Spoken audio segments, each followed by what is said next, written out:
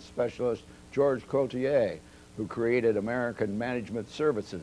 And in an interview taped earlier, I asked George what his firm was all about. Well, what we do is turnarounds, financial turnarounds for small and mid-sized companies, up to about 500 million in sales. And in that process, our job is to take them from no profitability or zero profitability, or take them to the top quartile in their industry. That is to really turn them around and begin to make some serious money for the owners. Like Krispy Kreme. Absolutely. I look at that and drool. No pun intended. No pun intended. Yeah, the guy up there, what is he making? $795 million an hour or something. Yeah, Cooper. Yeah, he's pretty good. And he's only working part-time. Right. Sold the jet. Yeah, well, that's right. Is that what you do, George? You go, first thing you go in, you sell the jet? Right, I just transfer it to us. No. Just kidding. What happens is that I can't believe they got someone part-time. I mean, it just makes no sense. That's a full-time job. You have to totally, whoever's running it has to totally immerse themselves in that business. It's impossible to do it part-time. Well, George, who hires you? Now, is it the board of directors or most of the companies we work for some public companies, as you know, in our corporate governance area. Yeah. But basically, we work for privately held companies. 70% of them are usually family businesses. So we have both the necessary interactions with the family, and so it's usually. But we want the ownership to hire us.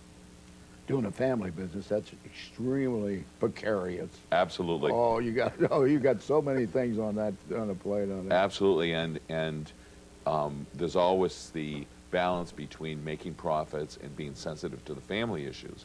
But we believe in making profits first, and then because most of the rifts in family businesses are caused by not enough money to go around for all the family members. I got you. At the end of the day, it's still about money.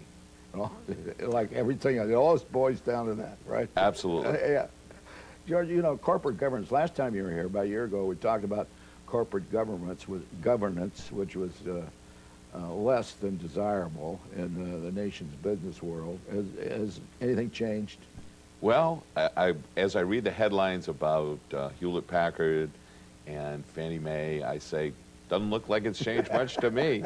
I'm sure that there is some small progress, between the acts that have been passed and more ethical thoughts on the parts of CEOs.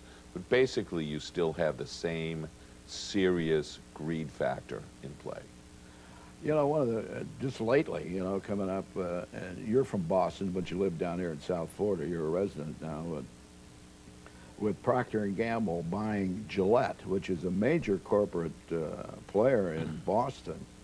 And we've got this situation, which I consider totally outrageous, is we got Mr. Kiltz, who's the chairman of Gillette, selling to Procter & Gamble. He's going to lay off 7,000 to 8,000 people in Boston from Gillette, and he walks away with $150 million. That is disgusting. Now, what's your opinion with corporate governance on that? Well, I think that he probably had a contract, so any money he's getting, I'm sure, is legal, because Gillette's known to be pretty good at following their contracts. The issue is, where is he or people like him on the ethical quota? My opinion is zero. Zero. I think that you have to say that clearly making $150 million for one man while 7,000 or 8,000 are laid off is just out of balance. There is an ethical issue which is not resolvable under the current system of laws we have. So I think that he should consider taking, let's be generous, take 100 million and keep 50, take the 100 million, put it in a fund to help retrain those workers and relocate them. But you very rarely hear about those kind of stories. You never do. They're buying $15 million houses in Aspen and using them for 2 months. 2 months. Yeah. Actually, 20 million in Aspen, 15 in Nantucket. Yeah. These guys are absolutely bums when they do that. They might be captains of corporate industry, but on an ethical level, they suck. There's just no question about it. All right, listen, we're running out of time on this particular. I want to take a break and do some commercials. Then we'll come back and we'll talk more about what's happening on the corporate governance scene. All right. And stay with us. We'll be right back in a few minutes. That's where National Cleaners comes in. We pay attention to every detail. National Cleaners provides janitorial and custodial services for offices, restaurants, industrial, and overnight cleaning. National Cleaners does the dirty job no one else wants to. No matter the size of your work facility, National Cleaners will make it fresh for you. Call National Cleaners today for a free quote and see how you can save up to 20% on cleaning services, or visit our website.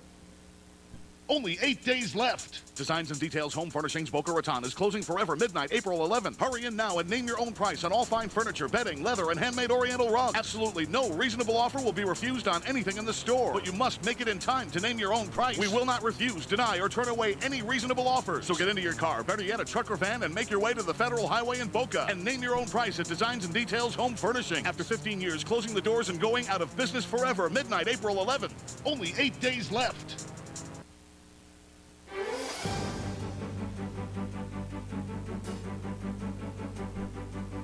We're back with George Gauthier, who's the top guy in the United States, or one of the top guys in the United States, who does some great turnarounds on companies, and also is an expert in corporate governance, which hasn't changed much. No, not at all. Well, what did we talk earlier in the interview? Well, Carly Farina got $42 million on the way out. Yeah. Not bad for someone who didn't get the stock up at all. In fact, it went down 50%. Well, yeah.